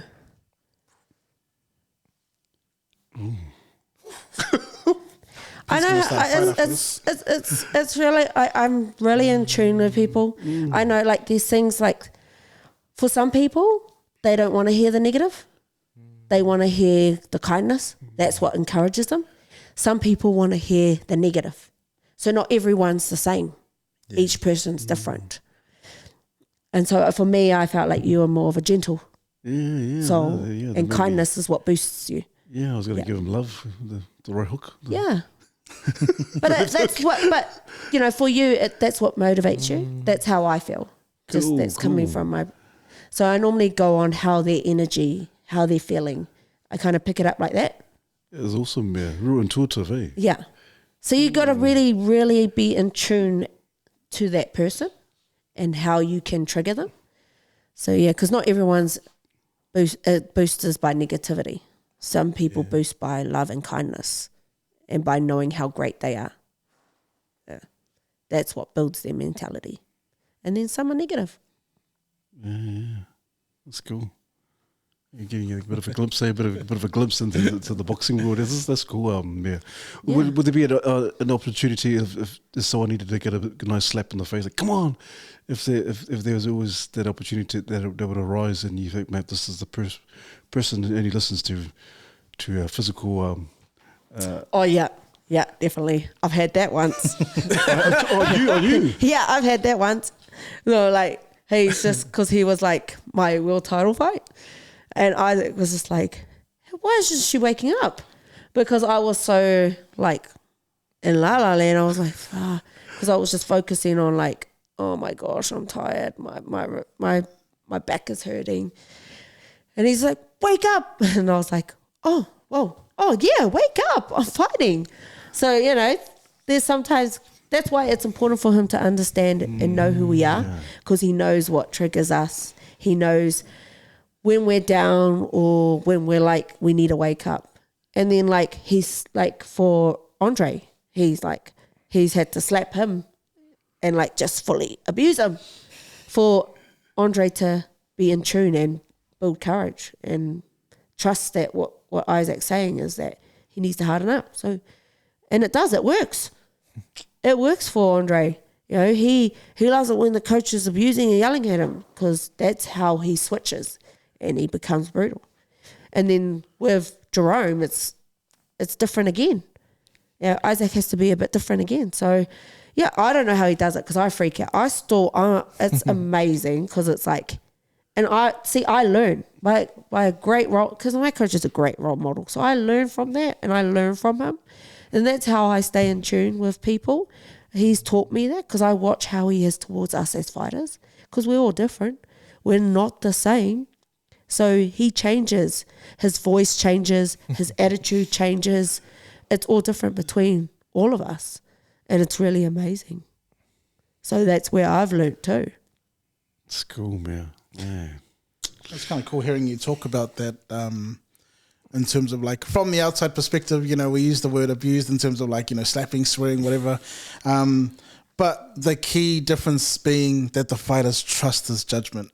Yes. And because he knows them so well, he can tailor make the motivation, you know, the cues for motivation based on his intimate knowledge of the fighter. Yeah. It's really cool. I'm seeing parallels with like, I'm always biased because I'm a teacher by trade. So just seeing the parallels in terms of knowing your students and the kids and getting to know who they are outside of the classroom can help inform the way they learn and like tailoring the content so that it's digestible for them. Yes. Yeah. So it's That just is really so cool true. to see that for you guys and Isaac. So, Yeah. Yeah. That's So awesome. yeah, he's never done it to Jerome because Jerome's completely different to us.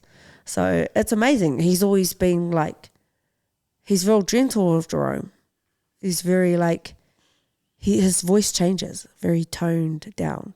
With Russian, it's more aggressive. And then I feel like for me, it's in the medium, you know.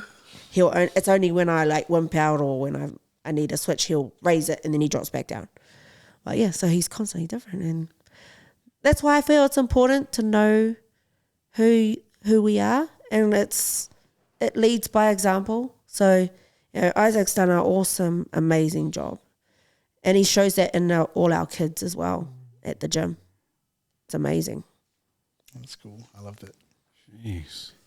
Just when you look back to where you were 6 years ago, 7 years, 8 years ago, did you ever imagine you'll be where you are now? Like in terms of life, enjoying life, the way you are with your children, forgiveness, being a world champ.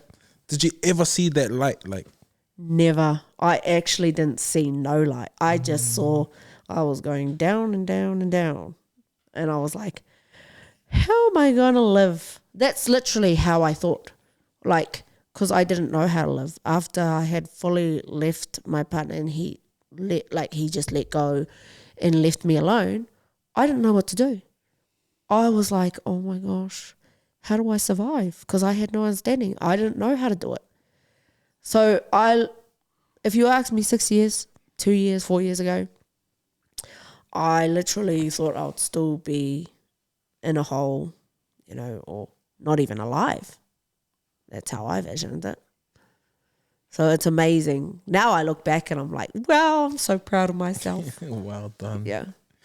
And just for, if this episode ever comes across someone that is in that same position where you were, and if you could speak to that person, what would you say? What would I say? Don't be afraid. Get out, protect yourself, and speak. Use your voice. Go out there because you deserve so much better than that. Don't settle for that. Get out because that's greatness alone. You are strong, you are relentless, you are beautiful, and you are great. And you deserve a beautiful life. It may not be beautiful to everyone else, but it's beautiful to your eyes. So go out there, fight for yourself, and believe in yourself because you don't deserve that. No one does. No one deserves to be hurt. No one deserves to be trashed. That is wrong. People like that are negative. That's not good for your life. Surround yourself in positive energy and go and get help. It doesn't have to be police. It doesn't have to be a lawyer. But go through friends, go through family. Get them to speak and keep sharing. Keep sharing. But don't give up. Don't give up and really let your voice be heard. Scream to the top of the world. Let everyone know who you are. If you have to yell out on the street, yell it. And you know what? One thing I say, if you hear those people, because a lot of people turn away and look at them like, oh, you're stupid. Honestly, because I've had it, I'll say just recently, I had it in the mall. And no one wanted to help me. The security didn't even want to help me. And I'm clearly saying to all the workers, can you please call the police? No one wanted to help me. They looked at me like, you're stupid, save yourself. But This person came into my space, showed up with my kids. I mean, I had my kids and they came and crowded, and he started yelling and abusing me and yelling and shouting my name. No one wanted to help me. They all pulled their phones out though. Why? Why do that? I would never do that. If I saw someone, I would step in or I would call the police. And why didn't the security do anything? See, our people, they shut. They stay out of it instead of actually doing something about it. We literally can sit here and tell them, use their voice, but help them. Literally, they're asking and being begging for help. That's how people die, because we're ignoring them, because we're too ashamed to help them, or because we look at them and we view them and we assume that that's their choice. But really, this person, has come into their space. So if they're yelling, if they're shouting, help them. If you're too scared to help them, call the police. And so at least we know they're okay. Too many people are dying. Too many people are dying, and we hear it, but we ain't doing anything. And not like that incident that happened to me at Newland Mall, and the security just looked at me while my ex was abusing me, which was my other partner, and he's yelling and screaming and embarrassing me. And I'm like, I've done nothing to him. He just showed up out of nowhere. All I asked was stop stealing my stuff from my house, because we just thought, I asked him, are you taking things from my house? And then he just lost it. He saw us at the mall, because I hadn't seen him for ages. He saw us at the mall and he just attacked me. And I'm asking the security, I'm asking people, can you help me? No one helped me. It took an old lady to come in and grab my kids and then check that I was okay. And then I called my coach, and my coach saved me. Why did it take me to call my coach when there was people right there and they were just looking at me? And this is in a public mall. No one did anything to help me. So that was quite sad and very painful for me to see that it was actually happening to me. And then it made me realize, wonder why our people are too scared to speak, because we all turn our heads. No one actually does anything. And then people say it's because we don't want to get involved. We don't want to get hurt. Well, you've got a phone. Call the police. No one does anything.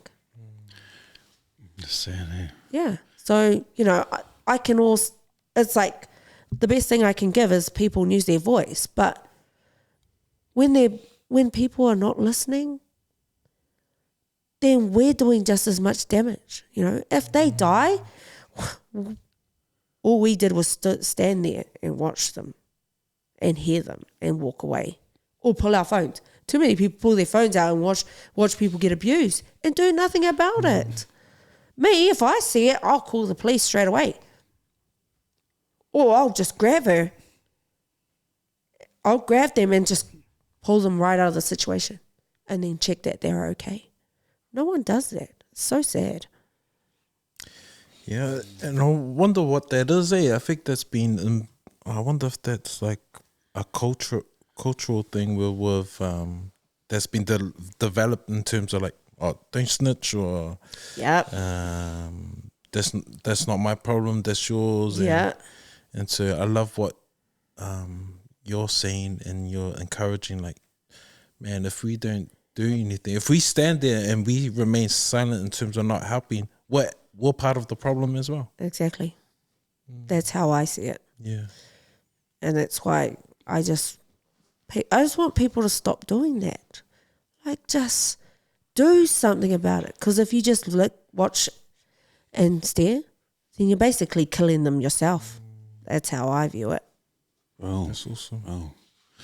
And you're right, Mea, because there's been a lot of people in the past who've been attacked in public, and people have just stood there and then got their phones out and started recording them. I think there's a lot of fear, genuine fear, in terms of none of my business, I don't know what to do, I might get hurt, and also it's kind of backfired on them, on those people who try to help, and they end up being charged for helping. And so I think there's a level of desensitized, or people have been desensitized to helping people, which is really sad. And then, But if we don't make a stand, exactly. Yeah. then they're just going to carry on, you know? Yeah. Then that's how gang members become bigger, because they're allowed to do whatever they want because people are staying silent. When we can beat them, we can actually beat them. We can defeat them by using our voice. Keep calling. Even if it takes 10 times to call, keep calling. Don't give up. Why do we give up straight away? Why do we let one little thing say, oh, that's not going to help? Then we're like, okay, we'll just leave it. We'll just park it. Look what we leave behind. That's the sad thing. I'm thinking about our kids. Look what we're leaving behind. Look what we're teaching. That's why our kids are never safe, because generation after generation has done nothing about it. They've just stood there every time and looked at it and watched it and never fought and done anything about it. That's why I love my coach, because, you know, he led by example. He made a stand when that referee cheated. You know, but why can't we make a stand when it comes to violence, abuse, even, you know, mental abuse? We hear it, but we don't do anything about it because we just carry on in our normal daily life. And then next minute we find out 2 days later they're dead. We're the criminal as well for listening to it when we could have done something. We can defeat these people. We can defeat everything, but we just choose to be silent. So for me, I'm looking further. I'm looking for our future, and I'm looking not just for mine, but I'm looking at our children's generation, because it's never been changed. And that's why I want to change it, because I don't want my children being grown up in that. But if I fight and make a stand, because I look at, you know what makes me believe in that, if I make a fight, because our Māori language 10 years ago, it wasn't even spoken. Look at it now. Now all of a sudden you see the Māori language. Now everyone's celebrating Māori language, Tongan language, every language, Samoan language, and it's amazing. That's beautiful. And because people fought for that. They fought for it. So now why can't we make a stand and fight for that? It may take years, but we're fighting for that generation. We need to look further. Don't look in the now, like look further. We look for, we brought our children into this world. If we want to leave a legacy behind, leave that behind. Fight for them, because they deserve better. Because the generation ahead of me didn't do it. So for me, it's important for me to fight.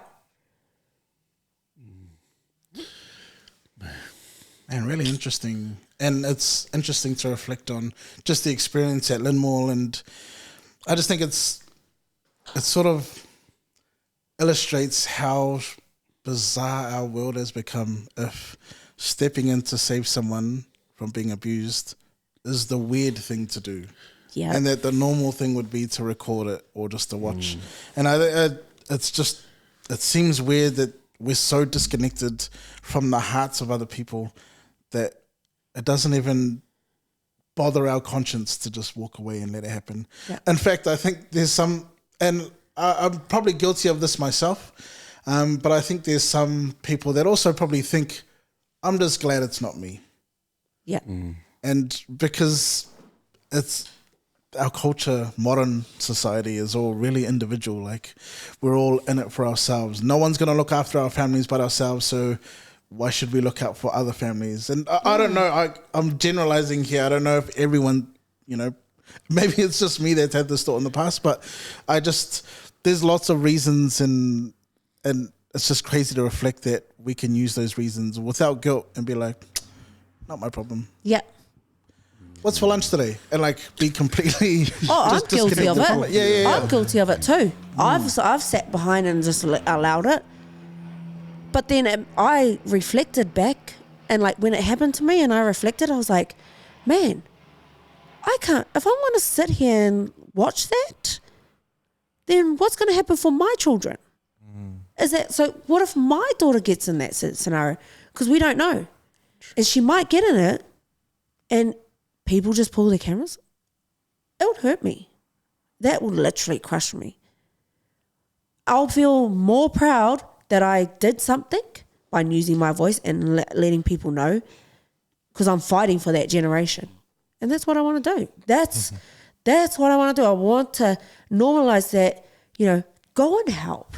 If you don't want to do it because you're too scared, there's other ways. Get the security. That's why security is there. If the security won't do anything, call the police. You've got a phone. Everyone has a phone. Or you can turn around and say, call the police, please, without people even knowing. And you can still call them and the police will come. At least you know you did something. You didn't stand behind. And then, because you've just saved a life. And that's what I want to do. I want to build that for my children. Not just for my children, but for my children's generation and for the generation after that. It needs to start somewhere. If it doesn't start, then it's just the same cycle is going to keep going. And it's never going to change. So we need to speak about it. Don't be that standby person. Bystanders, eh? Yeah. Yeah. I love that shot. Because I think we've surrounded by it for so long, it's become normal. It's It like has. when you hear someone screaming, it's like, that's just them. Yeah. Someone will probably call the police, but I love what you're sharing tonight. Like, let's be the change, but then also like that's someone's life. Like, Yeah. that could be our kids. Yeah. And so if we normalize that, man, imagine the society that we can, create or change. Yeah. And so thank you for being that voice. Thank you for modeling that. Like, thank you for even sharing it with conviction, because you're saying, okay, oh my gosh, like somehow we need to change, Yeah. It's good, man. It's funny that you mentioned the kids. It just reminds me of at every school, there's always fights or something happens. The first thing the kids do, they all want to go see the fight. Yep. They want to be there and be like, oh man, did you see what happened? And everyone gets involved in the goss. And it made me think about that question of everyone wants to say that they were there. But the main question should be, cool that you were there, but what did you do? Yes. Anyone can be there, but really, are you contributing in some way? Are you playing a role in the balance of what's happening? Or are you literally just Standing there. Watching it. Existing? Yeah. Yeah. And I say that to my kids as well. Like, if they see bullying or if they see violence, to speak. And they do. Like, my daughter, her friend was getting bullied. My daughter came to me. And then, so I went to the school because she didn't know who to go to. And I was proud that she could come to me.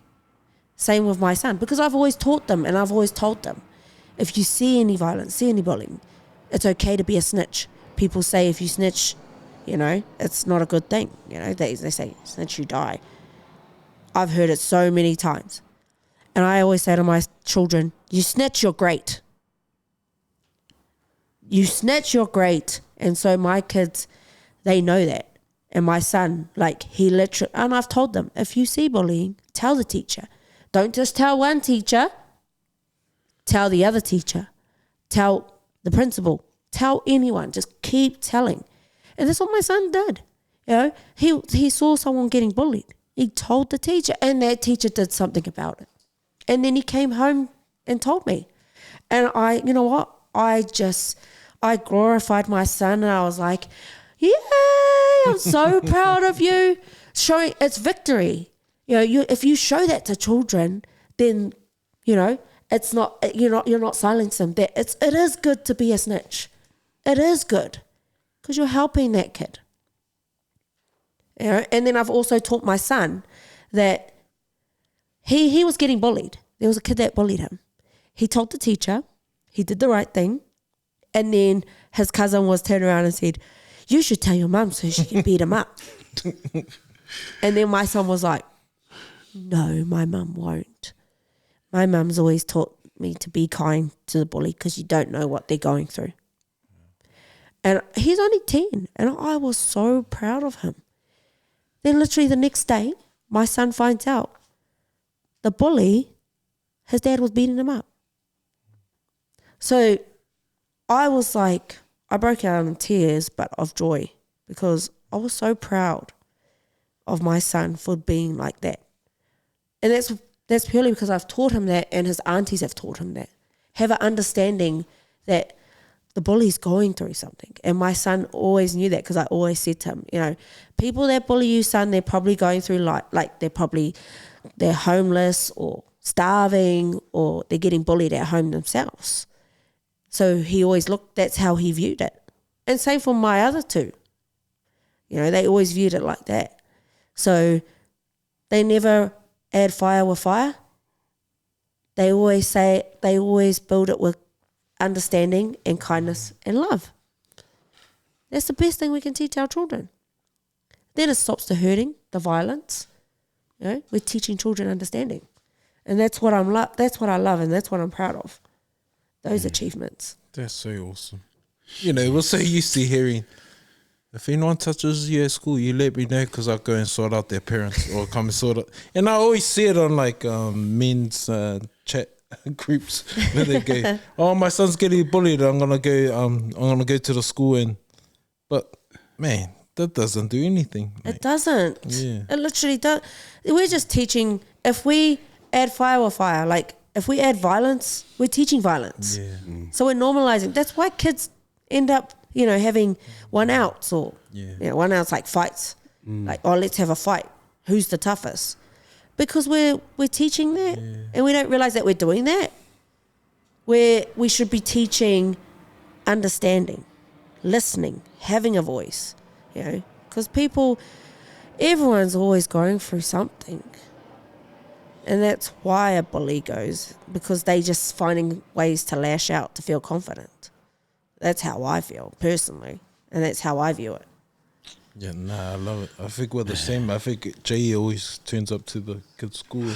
Oh no, you're a teacher, so you can't.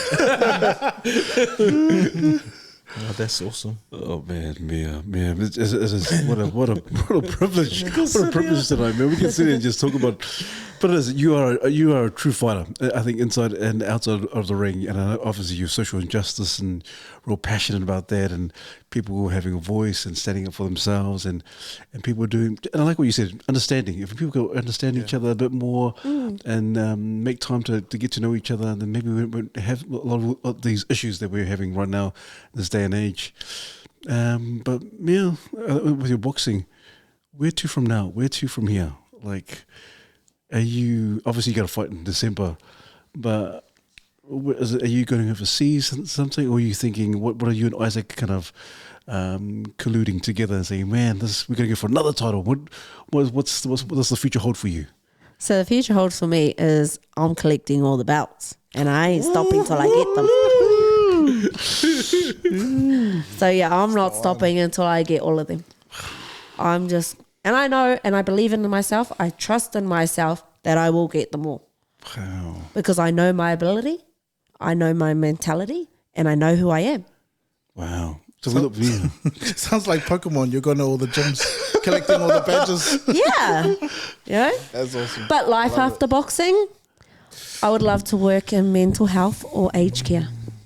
That's my passion. Wow. Yeah. Jeez. I did hear that you loved aged care because it reminds you of your old nan, and that the old people, they just love to talk, they just want to be heard, and there's so many stories. What is it about? Like, what is it about your nan that sort of helps inspire that love for aged care? So like my nan should always tell me about her stories, you know, and like our older generation, the stuff they went through, it's amazing, and I love hearing those stories. But reason why I'm so passionate about aged care is because I truly believe no one should die alone. You know, and it's really sad because a lot of our elderly just get thrown into homes and people stop visiting them, stop showing love, when they're the ones that brought us into this world. And, you know, if it wasn't for them, we wouldn't be here. And no one deserves to die alone. It's sad that some of them do. And so, like, I always look at it like, because I've seen all my grandparents die in their last breath. but they were surrounded with love and their family. And that's the best way to send someone off. And a lot of aged care people that are thrown into homes die by themselves. And it's sad. And I'm so passionate about that because I truly believe that you should not die alone. You should die with people, like someone around you, someone with love, because then you die in peace. But if you're dying alone, it's sad. So that's why I'm so passionate about aged care. Cool. Yeah. I love our elderly people. They can be grumpy and annoying. Trust me. I was thinking of that. Yeah, they can be grumpy and annoying, but it's because of the life they endured. Yeah. That's why. That's why they're grumpy. They're just frustrated, and they have a short time span. So they're like, oh, you know, they just want to share their journey, and they just want to moan to somebody. They just want to express how they feel. Yeah. You know, so I love that. I find that encouraging. I love the wisdom, but then it's the stories. Like you might hear the story like 3 or 4 times over and over, but I love the wisdom that comes from a lot of our elderly. I could sit with them and talk for ages. Others would be like, man, they're telling the same story. Okay, they're all good. They just want to talk to someone. Yeah, they just want to talk. They're lonely because they're just sitting in a room by themselves with no one to talk to. So they want to tell their story over and over again. And it's just like sometimes they tell a story over and over again, but you see it in a different way. Yeah. True. That's cool. And what's that saying that Forrest Gump? Life's like a box of chocolates, eh? Yes. I think tonight's just been one of those moments. Tonight we just had a lot of we've been treated to different aspects of your personality and who you are, but I also love the fact you do stand strong on your convictions, and your belief, your faith, but also you believe in yourself. I love the self-belief. Yeah, 100%. Yeah, and the mental toughness that you have. And for you to share with us that you want to get you after all the belts, man, that's a big call, it's a massive call. But you, without a shadow of a doubt, you believe in it 100%. And so, who's to say otherwise? And so, Mea's been privileged to have you on tonight. I have thoroughly enjoyed it. I just wish you all the best with your endeavours. And I can't wait. I can't wait for you to win those belts, collect those belts, and become the undisputed champion of the world. Yeah. And so, Maro Lover, thank you so much. Thank you.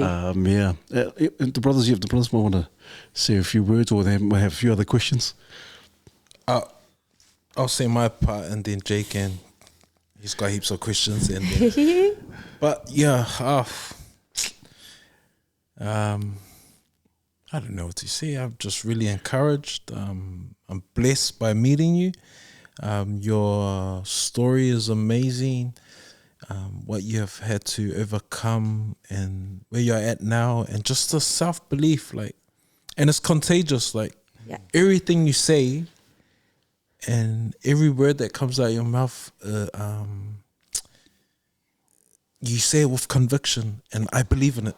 And even you don't even know me, and you don't know what I've been through or where I am mentally and spiritually, but what you've had to share tonight was really encouraging, and I feel like it's God sent, and I'm just really encouraged.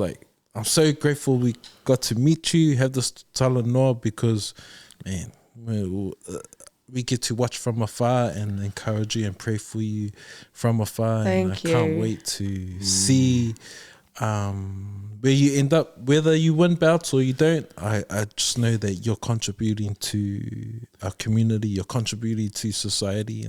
Whoever gets to watch this podcast, I pray that they be blessed, that the words that go forth will not return void, and that it will find good soil.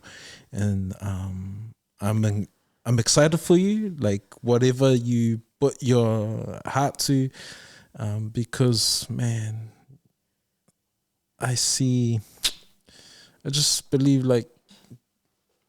who you are in the ring and outside, you're the same person, but you're inspiring your 5 children, and the way you are with them and what you're teaching them and what you're learning, that's Man, Gold, man. that's gold. Like you can tell, there's these 5 offsprings. They're gonna end up changing the world because of their amazing mother.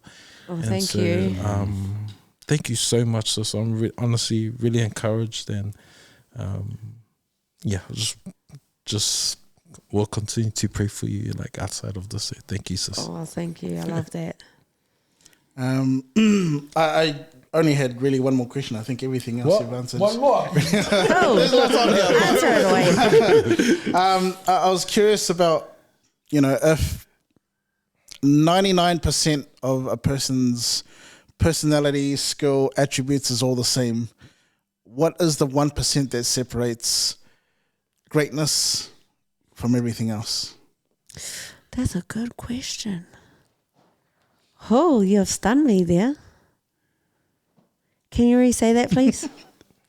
So for example, if you're in a boxing ring, you and your opponent, 99% evenly matched. You have good advice from the corner, equal skill, timing, footwork, all that sort of stuff, good advice. Train the house down. Trained hard, good camp. What's the 1% that'll separate you from your opponent? My faith. 100% my faith. I am a strong believer, and that's what makes me an overcomer, and that's why I defeat, because I believe in and I trust in him. That's what separates me from everyone else. Love that. And I love that in our conversation, you've been able to speak about that openly. And even before you spoke on it, like it comes through in your journey. So like the boys, honestly, wish you all the best. And I know that, like you said, we're all destined for greatness. What that greatness looks like will be different to each of us. Yes, it but is. It's inevitable. Yes. Greatness will come. And Amen, it and sure is. We look forward to witnessing your greatness. So Thank you. Yeah, my Lord, love For her. me, it's just been a privilege to share, because it's something that I've always wanted to share. I've always wanted to share all my knowledge, and I finally got to get all of it out, because most of the time I have to shorten it, and like it kind of cuts me. So it's like, damn it, I didn't fully express who I am. In this podcast, I got to express who I am and what I wanted to share. And that came across tonight, and I'm just so blessed and grateful, and I'm so grateful. I truly believe our Heavenly Father just, guided me here to share that, because it needs to be normalized and we need to be heard. So, I'm just so blessed. I'm truly blessed, and my surroundings is at peace. I just feel constant love in this room, and it's amazing. Oh, man, my Lord, love her, yeah. Whew, thank you for sharing that, Mea. Yeah, Because it is, when we get together as men in the podcast, nothing is off the table. There really is nothing off the table, and we don't come with any preconceived ideas or prejudgment. And even if we disagree, I know we can all agree to disagree and still be friends, and still love on each other. So thank you for sharing that, and we appreciate that you felt safe enough to be yourself and to share yourself fully without being restricted and being constrained, and to kind of not share fully who you are. So man, my Lord, love her. Thank you, sis. But we do have a gift. Every gift that comes on, we always give them a gift. We give them a bit of a caricature. There's a caricature. A bit of a cartoon of how we envision them to be, and this is on behalf of that's cool. this is on behalf of the Mandate team for you, Mea Motu. Oh, thank you. I love this. Who drew this? It's all This is so me. This is so me. I wish I could take the credible. That guy. He's an artist. Good. Thank you, Mea. I love it. That is so me. Oh, we appreciate your time, Mea. But we always give our guests the last words. Oh, but before we do that, is there anyone else that you could think that would be ideal to come on the podcast, Mea? My coach, Isaac Peach, 100%. We have to get that. Yeah, we're going to You get have to get him, because, man, his story alone is just something amazing. Awesome. And the challenges he has to go through, wow, amazing. Cool. Awesome. We'll definitely hit him up. I'm Isaac Peach. But also our guests, we always give them the last word of encouragement for our viewers and our listeners. Any last words of encouragement, Mea? Love, believe, and trust, and have faith. Nice. Awesome. Once again, thank you to the IBO Super Bantamweight Champion of the World. And please don't forget to like, subscribe, and comment. We look forward to your well-thought-out comments. And as usual, brothers, Refine. Unlock and take charge. Band-Aid.